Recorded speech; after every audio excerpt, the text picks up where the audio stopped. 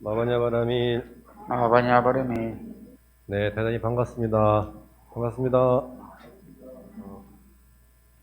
벌써 2년이 지나고 횟수로 3년째 이 코로나로 인해 가지고 많은 분들이 법회에 함께 하지 못하고 있습니다. 올해만큼은 호랑이의 해이기도 하니까 코로나가 좀 썩 물러나서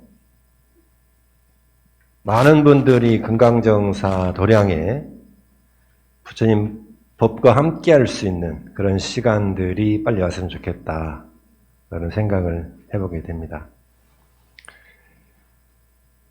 유튜브로 오늘 법회를 함께 하는 분들도 계시겠지만 그것도 의미가 있고 좋은 일이지만 뭐니 해도 부처님 직접 뵙고 도량에 앉아서 그 간 향내음을 맡아가면서 또 낭낭한 스님들의 연불 소리도 듣고 또 반가운 도반들의 얼굴도 보면서 이로변하는 것이 우리 금강정사의 가장 큰 장점이고 매력인데, 그 장점과 매력이 코로나로 인해 가지고 조금 함께하지 못하는 시간이 길어지니까 그런 부분들이 참 아쉬운 것 같습니다.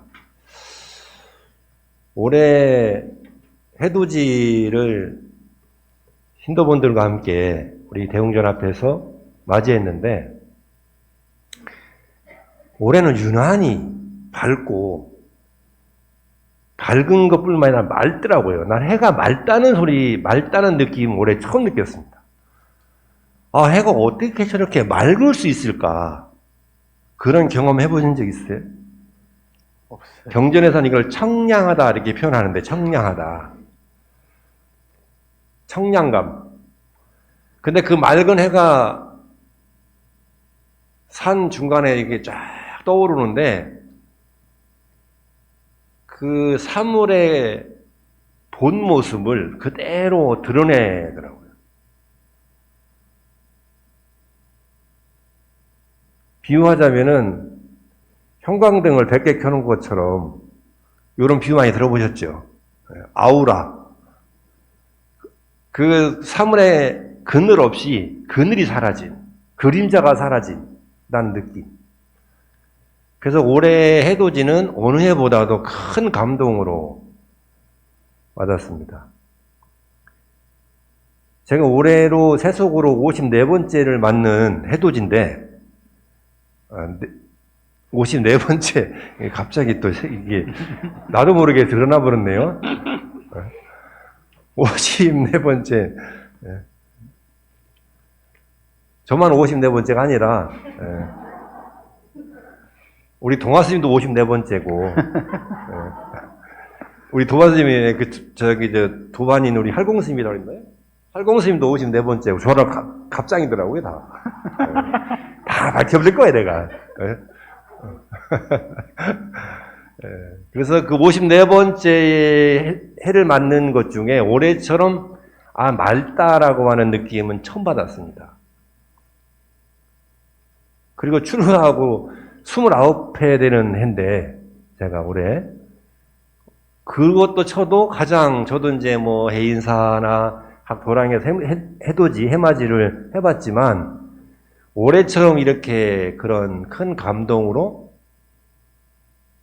와닿은 적은 없었던 것 같아요. 물론 기억이라고 하는 것이 늘 굴절되고 또 곡해되고 또 변절되는 것이지만, 그래서 올해는 금강정사를 비롯해서 금강정사 신도들, 또 우리 더 나아가서는 우리나라에 좋은 일들이 많이 벌어질 것 같다, 그런 생각을 했습니다. 그러면서 이 맑고 밝은 해의 기운을 금강정사 신도들이 많이 좀 이렇게 좀 같이 함께 했으면 좋겠다, 그런 생각을 했습니다. 금강정사 도량이 매 해에 해돋이 때 명소가 될 것 같아요. 그 정도면 충분히 그러고도 남을 거다. 그래서 해 떠는 장면을 잘 편집을 해가지고 유튜브에다 올려놓으면 해돋이 명소로 광명시에 한번 잘 알리면은 내년부터는 우리 신도들뿐만 아니라 또 우리 광명시의 많은 시민들이 함께하는 그런 해돋이 명소로 또 거듭날 수 있을 것 같다. 그런 생각을 해봅니다. 그러니까 우리가 이제 해를 새롭게 맞이하는데 그 해가 어제의 해와 오늘 해가 다른 해가 아니거든요, 사실은. 제가 보기 같은 해인데 거기에 우리의 마음들을 새로운 의미로 이렇게 부여하고 또 받아들이고 또 거기에 다짐도 하고 원력도 새롭게 하는 그런 의미로서 해돋이를 하는 거죠. 그런데 우리 해돋이를 하면서 바람이 나는 게 뭐냐면 저 밝은 해의 기운으로 나의 몸과 마음에서 어둠이, 그늘이, 그림자가, 아픈 흔적들이 이렇게 좀 지워지고 사라졌으면 좋겠다라고 하는 바람들이 있죠. 근데 그런 일상에서 이제 새해를 맞이하면서 옛날 우리 조상들은 그거를 벽사라고 하는 의미로 벽사대회를 했어요. 윷놀이가 대표적인 벽사 중에 하나입니다. 이게 벽사라고 하는 건 삿된 걸 물리친다.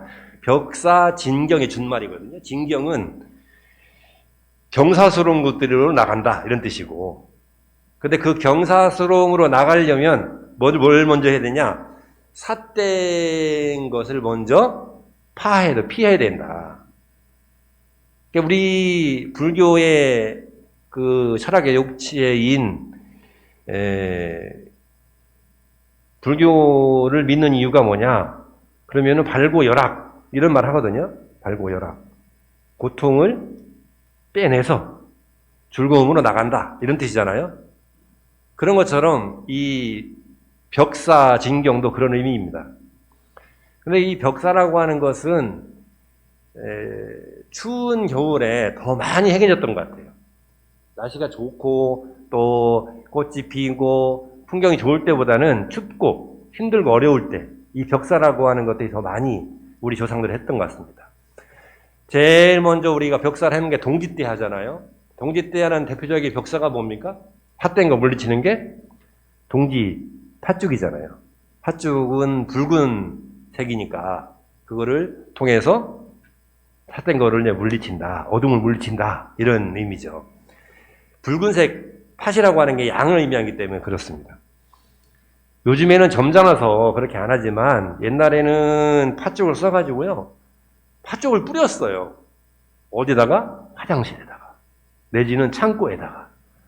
저 어렸을 때만 해도 팥죽을 딱 써가지고 동지시에 그걸 들고 창고, 그 다음에 해우소 이런 데다 갖다 놓고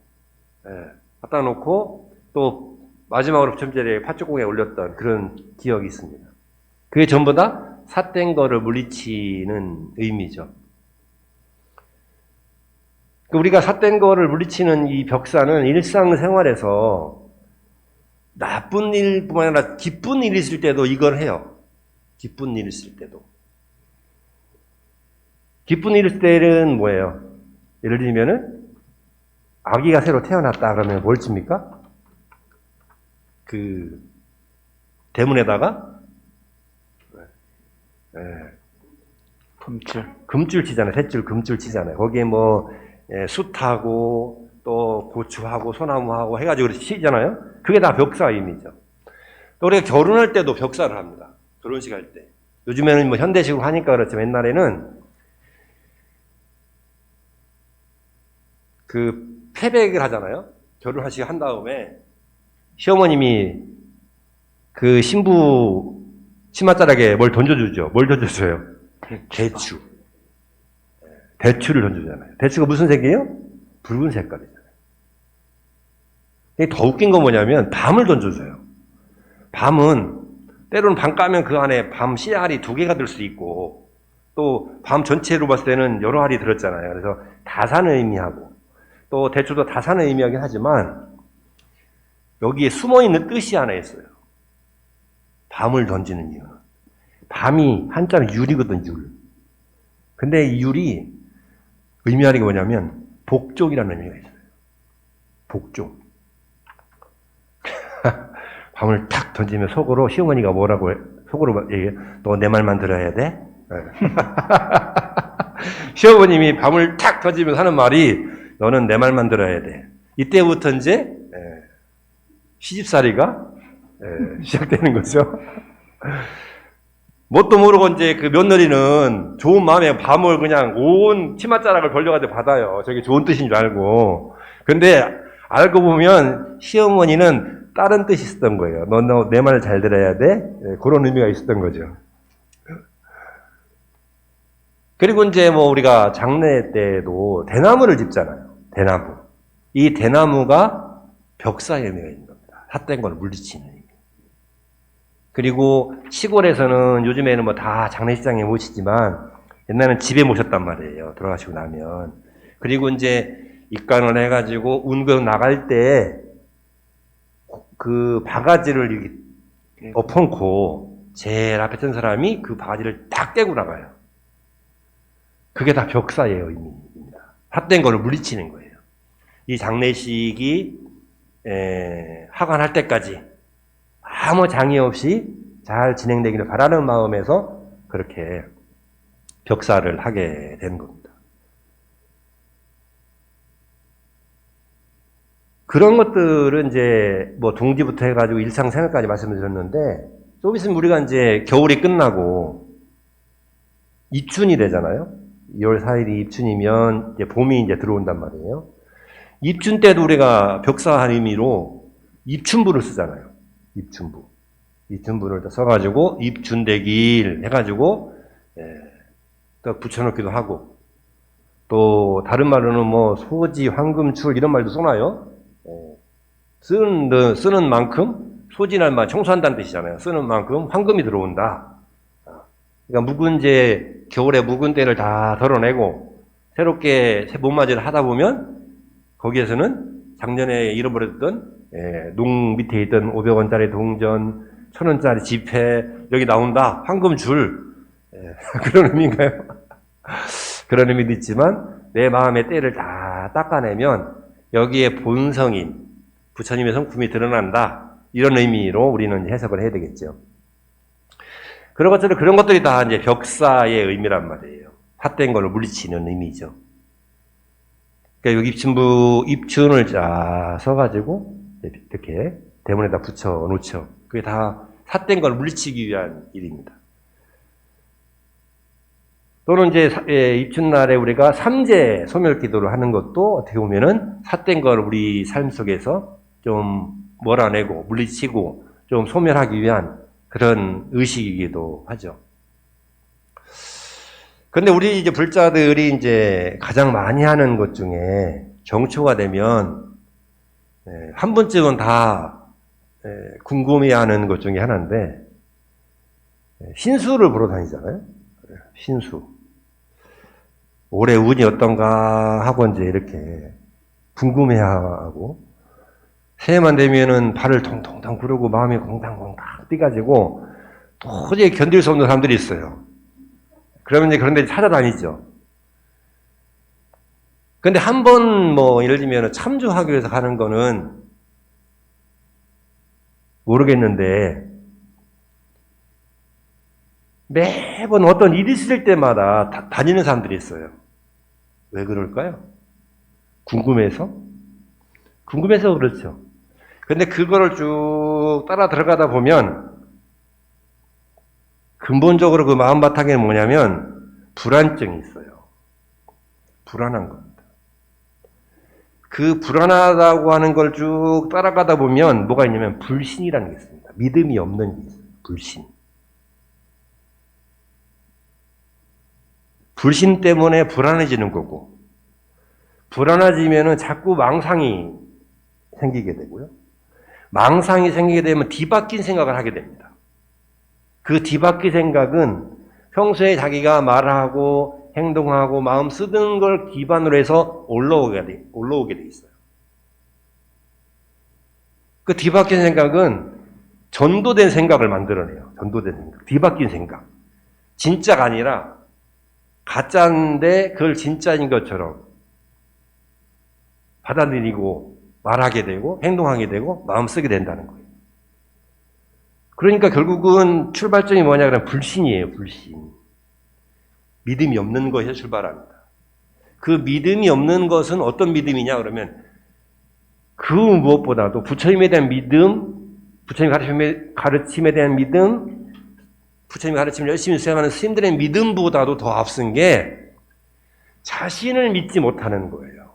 자신을. 왜? 자신을 모르니까요. 누구나 마찬가지예요, 이거는.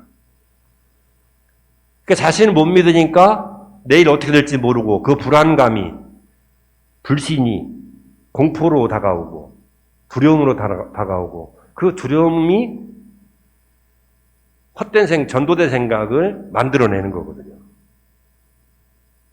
그 전도된 생각에 한번 휩쓸리게 되면 걷잡을 수 없을 정도로 거기에 쏠리게 됩니다. 마음이 거기에 탁 달라붙어가지고 벗어나기가 쉽지 않습니다. 그러니까 전도봉상이라고 하는 게 있잖아요. 반야신경에 보면 뒤바뀐 생각. 그 뒤바뀐 생각의 출발점은 불신이에요. 믿지 못하는 것 때문에 그렇습니다. 그러니까 삿된 것을 물리치는 이 벽사의식은 나의 삶을 근간으로 해서 이런 걸 통해서 나의 삶을 좀 더 튼튼하고 탄탄하게 믿겠다라고 하는 근본적인 생각에 출발해야 되는 거지. 이건 하나의 어떤 무속적인 거나 내지는 치우치 생각으로 그것을 함으로 해서 뭔가 변할 거다라고 하는 기대심으로 하면 안 된다는 거예요. 자기 믿음으로부터 출발해야 된다. 여러분이 잘 아시는 대승기신론이라고 하는 논서가 있는데 거기에 보면 사신오행이 나와요. 4가지의 믿음과 5가지의 실천행이 나오거든요. 그 4가지의 믿음이라고 하는 게 첫 번째가, 두 번째, 세 번째, 네 번째는 불법승이고 첫 번째가 근본신 이렇게 나와요. 근본신. 근본신이 뭐냐면은 자기 자신을 믿는 거예요. 내가 부처라고, 내가 본래 성품이 본래 부처라고 하는 것을 믿음으로부터 출발해야 되는 거예요. 그래야지만이 변화를 가질 수가 있는 거잖아요. 내가 부처다, 나는 부처의 성품을 가지고 있어라고 믿는 사람과 믿지 못하는 사람의 삶의 궤적은 상당히 다릅니다. 출발점이라고 하는 것이 어떤 궤적의 출발에 따라 가지고 그 궤적의 모양 자체가 달라지는 것처럼, 그죠? 그래서 믿음이라고 하는 것은 그만큼 우리에게 많은 것을 변화하게 된다라는 겁니다. 그래서 우리가 정초에 되면은 그런 것들을 궁금해 하죠. 저 사실은 궁금해요. 내 올해 신수가 어떤지. 저도 한번 보고 싶긴 한데, 혹시 잘 보는 데 있으면 소개 좀 시켜주시겠습니까?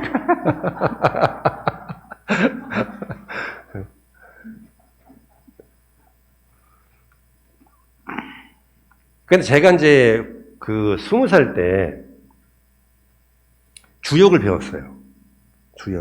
주역을 누구한테 배웠냐면은 조 선생님이라고, 성함은 내가 밝힐 수 없는데, 왜냐면 검색해서 찾아갈까봐 그래.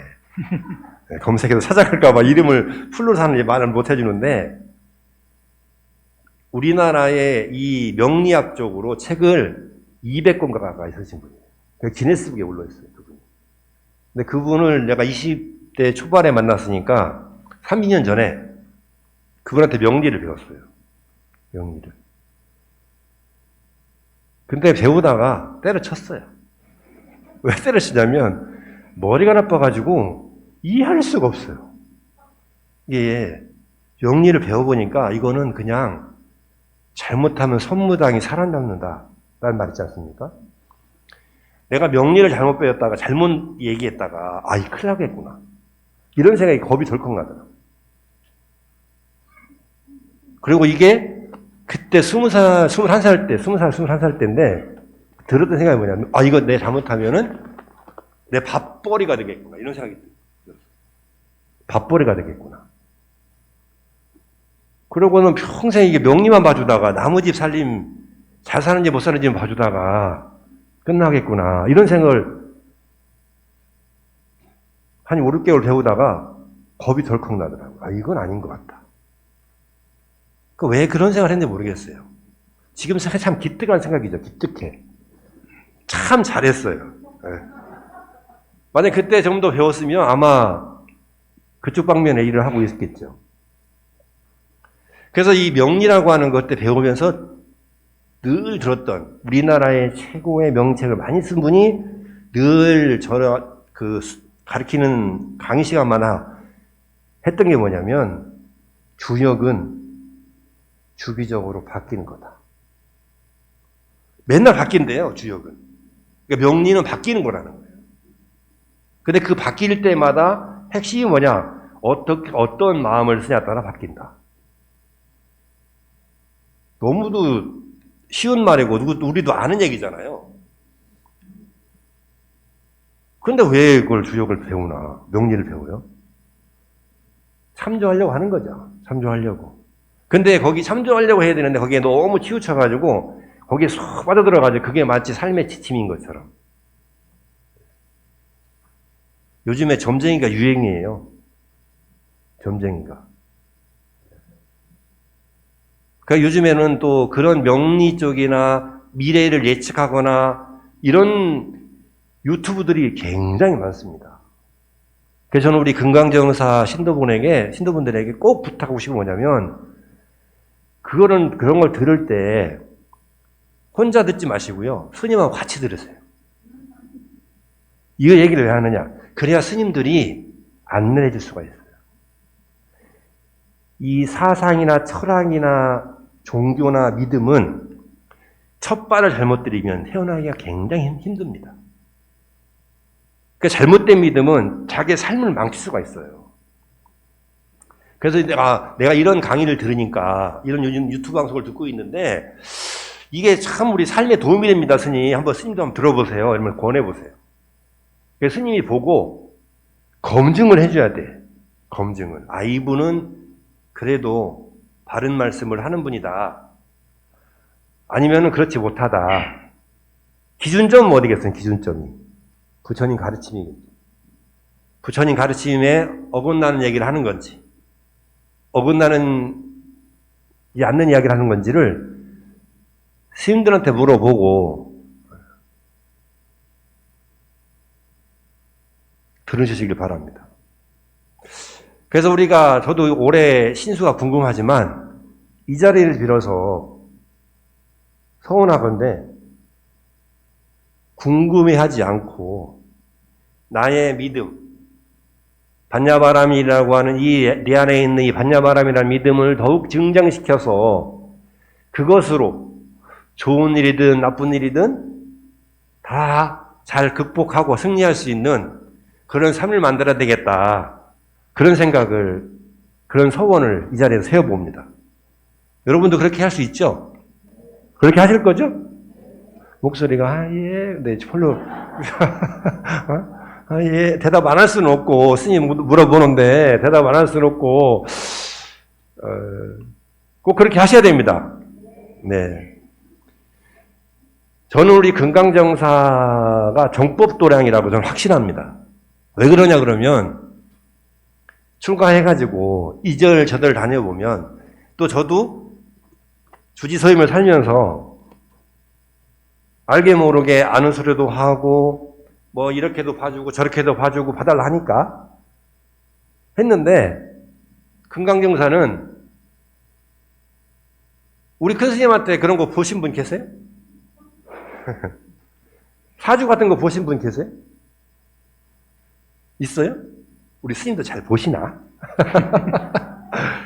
저는 큰 스님한테 그런 거를 배워보지도 않았고 들어보지도 못했습니다. 맞죠? 우리 스님한테는 인연법 이야기, 인과법 이야기, 부처님 말씀을 들어봤어도 그런 얘기를 들어보덜덜덜 못했어요. 예. 그 분위기, 도량의 분위기 자체가 그런 거를 알게 모르게 승인하거나 묵인하거나 하진 않아요. 그거 하면은 조금 더 살림은 나아지겠지요. 절 살림은 나아지겠지요.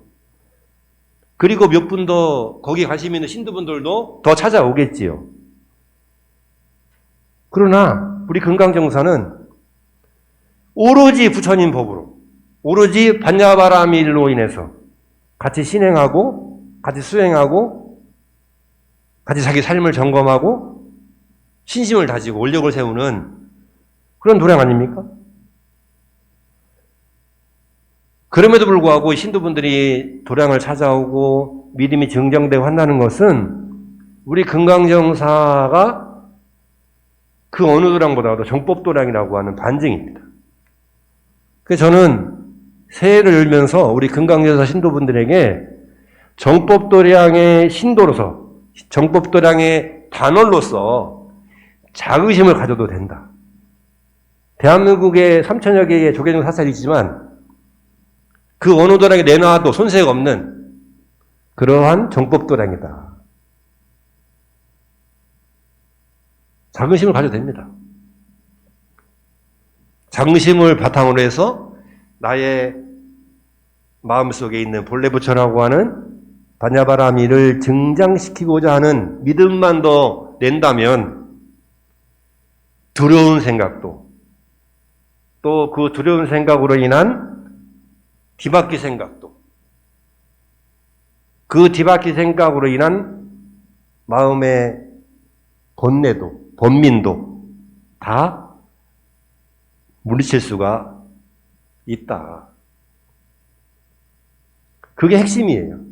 그것만 우리가 잘 한다면 말 그대로 제대로 된 벽사를 하는 것이다라는 겁니다. 저는 우리 이제 금강정사에는 이제 부처님이 우리가 모셔져 있고 양 도처로는 관세음보살님이 있고 지장보살님이 모셔져 있죠. 지장보살님은 항상 육한자라고 하는 지팡이를 들고 계세요. 지팡이. 그 지팡이가 들고 있는데 그런 이제 지옥문에서 중생들이 혹시라도 지옥에 오면 그 앞에서 눈물을 흘리시면서 중생들에게 마지막 그 부처님 말씀을 전해주는 그 역할들을 하고 계시고 구제하신다는 거 아니겠습니까? 근데 그 지팡이에 가만히 보면은 6개의 고리가 있어요. 6개의 고리. 이쪽에 3개, 이쪽에 3개. 그 6개의 고리가 뭐를 의미하냐면 육바람이로 의미합니다. 육바람.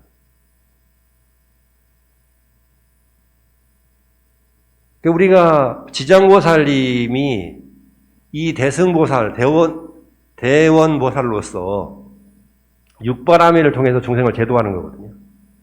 그러니까 다르게 역으로 얘기하면 지옥이라고 하는 게 우리가 이 생에 인연이 다 해서 갈 수도 있지만 우리가 마음을 잘못 쓰고 행동을 잘못 쓰고 몸을 잘못 썼을 때에 열리는 이 지옥도 있단 말이에요.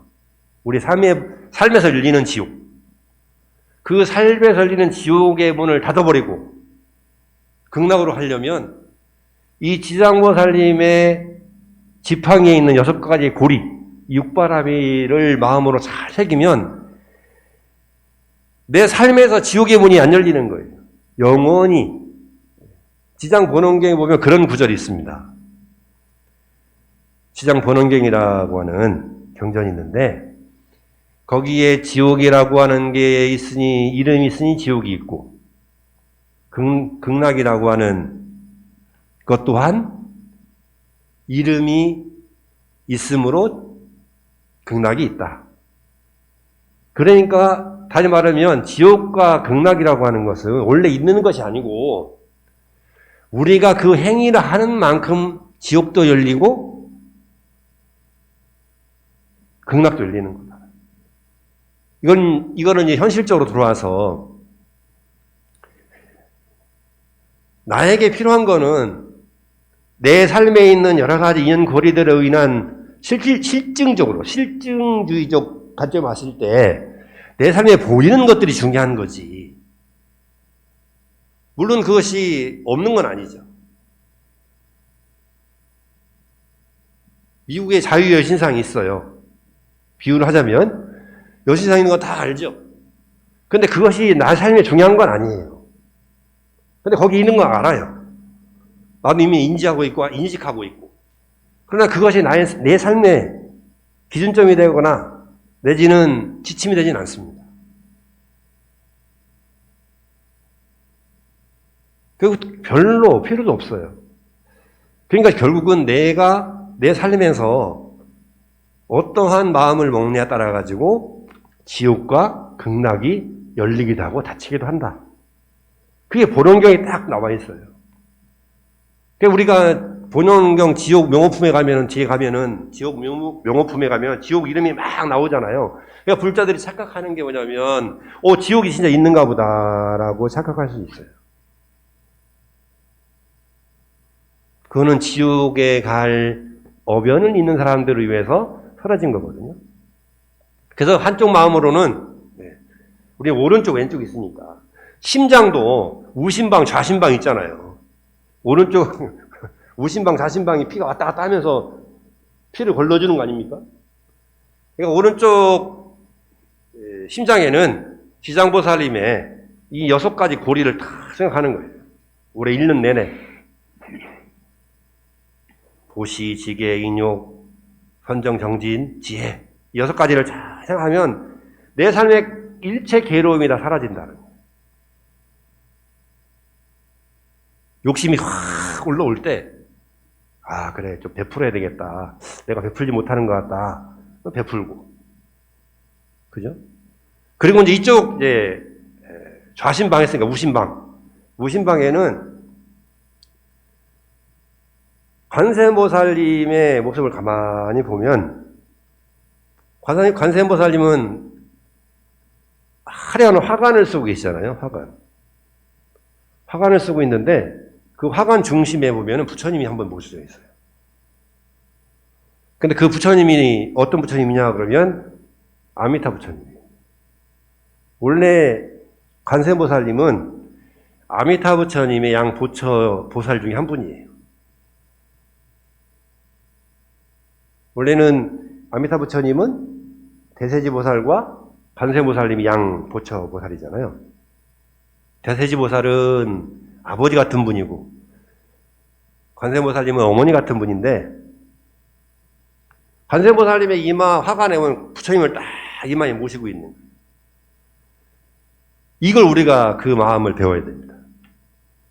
우리의 정수리에 항상 반야바람이라고 하는 거를 새겨서 사람의 눈으로 용화나 만화 보면은 여기 눈이 이렇게 떡 이렇게 하나 그려가지고 다니는 사람들이 있잖아요. 또 요가 수행하는 사람들도 보면 이렇게. 인도 여행 가보셨어요? 가면 여기다 뭐 찍어주죠? 빨간색 뭐 찍어주잖아요. 삼의 눈이라는 의미예요. 삼의 눈. 이 이마 중간에다가 관세음보살님이 아미타 부처님을 이고 지고 이렇게 항상 어느 자리든 다니듯이 여기에 반야바람이라는 걸 다 사귀어야 돼. 이 자리에 계신 분들은 또 유튜브를 보고 있는 분들은 내가 얘기하는 순간 여기에 반야바람이 딱 새겨졌어요. 잊어버리고 싶어. 잊어버릴 수가 없어 이제. 큰일 났네. 모든 괴로움이 사라질 거예요. 이제. 야, 이렇게 얘기하니까 무슨 신흥종교 교주 같다, 그죠? 네. 모든 괴로움이 사라질 겁니다. 반야바람이를 항상 염하고 가지고 있으면, 지니고 있으면, 화두처럼 가지고 있으면 괴로움이 들어올 틈이 없어요. 그런 것처럼 이마에 반야바라미를 사귀자. 사귀는 것처럼 오른쪽 가슴에는 지장보살님의 육바라미를, 또 왼쪽 자신방에는 관세음보살님이 아미타 부처를 모시는 그 마음으로 반야바라미를 이렇게 이마에다가 탁 얹히고 다니면 더 이상 걱정할 이유가 없다. 다 해결된다. 라는 겁니다.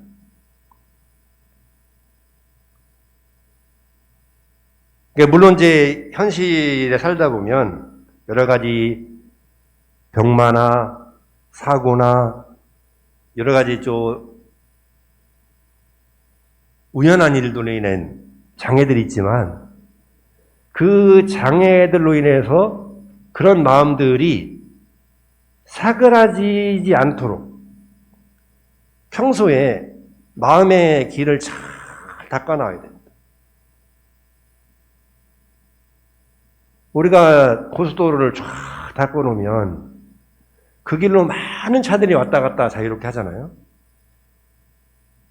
평소에 그 고속도로를 닦아놨기 때문에 많은 차들이 왔다 갔다 쉽게 통행할 수 있는 것처럼 우리의 마음의 길에 평소에 반야바람이라고 하는 도로를 잘 닦아놔야 됩니다. 잘 안 닦아놨다가 병마가 오거나 장애가 오거나 아니면은 삶에 어려움이 왔을 때 반야바라미를 들으면 그게 비포장도로예요. 자갈밭이에요. 그게 모래밭인 거예요. 그게 잘 안 나가는 거예요. 잘 안 나가니까 그럼 뭐라고 하느냐 그러면 스님이 영험이 없다 그렇게 얘기를 해요. 부처님 가르침이 어렵다고 얘기를 합니다. 모래밭에 빠지면 헤어나기 어렵죠. 당연히 평소에 그런 마음들을 잘 닦아서 마음의 도로를, 반야바람의 도로를 항상 부처님과 함께 이렇게 맞추고 잘 닦아야 된다라는 겁니다.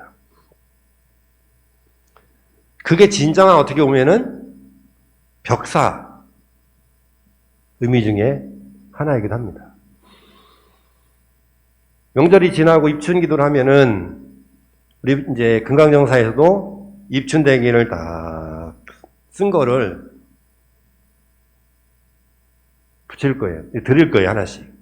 그러면은 대문에 붙이기도 하고, 안방에, 옛날에는 안방에 붙여라 했는데, 요즘에는 대문에, 입춘부는 안방에 천정위에 형광등 옆에다 붙인다고 옛날에 어른들이 얘기했는데, 그렇게들 하시나요?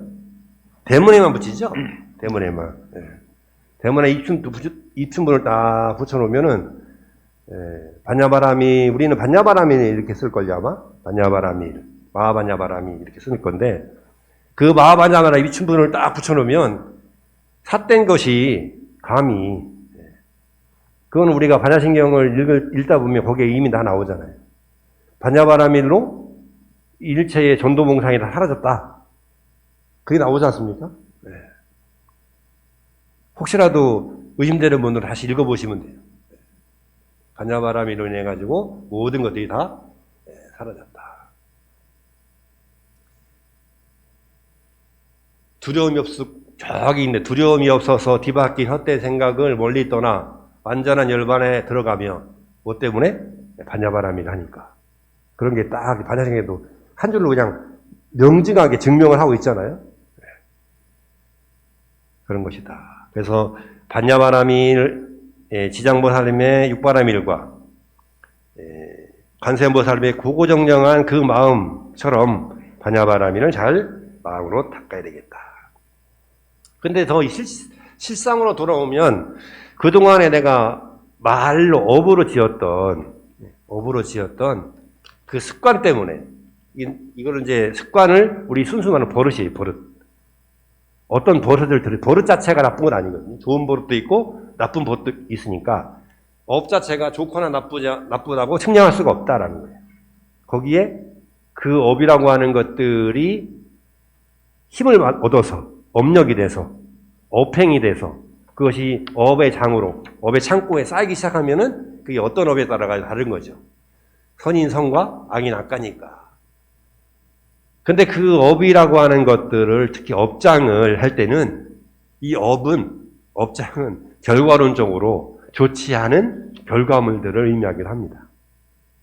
또 업이라고 하는 것이 중생이 말하고 마음쓰고 행동하는 것을 업이라고 하기 때문에 보살이나 부처님은 업이라고 하지 않죠.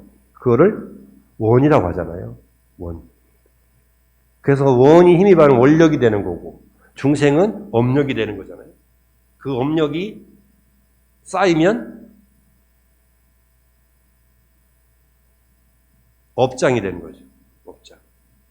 원이 쌓이면, 원이 힘을 받아 쌓이면은 열애장, 법장이 되는 거고, 그죠? 근데 우리 광자덕자 큰 스님께서 우리 일상에서 이 업이라고 하는 거, 업장이라는 걸 어떻게 소멸해야 되느냐를 잘 드러낸 말씀이 있습니다. 그 말씀을 우리 함께 하면서 오늘 본문을 좀 정리할까 합니다.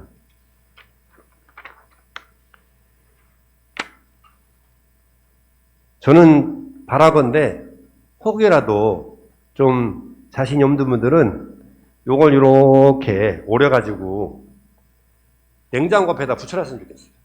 요 첫 번째부터 네 번째까지를 쫙 오려가지고 그 밑에다가 광덕 스님의 삶의 빛을 찾아서 해서 이렇게 딱 출처도 밝혀놨어요. 제가 오래가지고 딱 붙여놓고 아침에 눈 떠서 한번 읽고 점심 먹고 한번 읽고 저녁 먹고 한번 읽고 그러면은 참 좋겠다. 그렇게 하는 불자들이 얼마나 사랑스러울까. 그런 생각을, 얼마나 어여쁠까. 그런 생각을 해보게 됐습니다. 그러면 우리가 다 같이 한번 합성하면서 업장소멸하는 법을 우리 광자덕자 큰 스님께서 말씀하셨던 업장소멸하는 법을 다 같이 마음에 기록하도록 하겠습니다. 자, 첫째는 미혹에서 벗어나 청전 본성을 깨닫는 것입니다. 깨달음을 향하여 수행하는 연불 참선이나 그 밖의 수행들이 모두가 업장소멸법임을 알 수가 있습니다. 둘째는 자기 중심의 생각을 버리고 집착을 버린 자비한 마음으로 보시를 행하는 등 애착된 마음을 너그럽게 놓아버리는 것입니다. 버리고 자비 보시하는 모든 행위 업장 소멸시입니다. 셋째는 대립 감정을 버리고 자비심으로 협동하고 너그럽게 돕는 것입니다. 따라서 마음을 버리고 원망을 버리고 노여움 등 대립 감정에서 일체 감정을 버리도록 힘쓰며 정화롭고 너그러운 마음이 업장을 소멸시킵니다. 넷째는 사심없는 행을 매사에 남을 돕는 행을 하는 것입니다. 이것은 본래 대립 없는 밝고 청정한 참자기를 운영하는 것으로서 큰 지혜의 행이 됩니다. 미혹에서 오는 행을 풀어버리는 것입니다. 요 네 가지만 잘 우리가 올해 이민년에 실천해도 일체의 나쁜 업장이 소멸되고 좋은 경사로운 일들이 우리의 마음속에, 우리 일상 속에, 우리의 가정에, 우리 이웃에, 더 나아가서는 우리 민족에, 우리 나라에, 더 나아가서 전 세계에 함께 할 거다라는 말씀을 드리면서 예언컨대 2달 뒤에 꽃이 필 겁니다. 제가 이런 예언들은 참 잘하는데 2달 뒤에 꽃이 필 거고 봄이 올 겁니다. 그러니 지금 좀 어렵고 힘들더라도 어려움이 있으면 언제든 밝은 빛이 오고 좋은 일이 있는 거니까 거기에 매몰되지 마시고 늘 반야 바라밀로 마하반야 바라밀로 승리하는 삶이 되시기를 축원드립니다. 고맙습니다. 예, 대단히 감사드립니다. 벽사의 의미와 업장 소멸에 하는 방법에 대해서 큰 깨달음의 법문을 해주신 우리 스님께 감사와 찬탄의 큰 박수 부탁드립니다. 예, 감사합니다.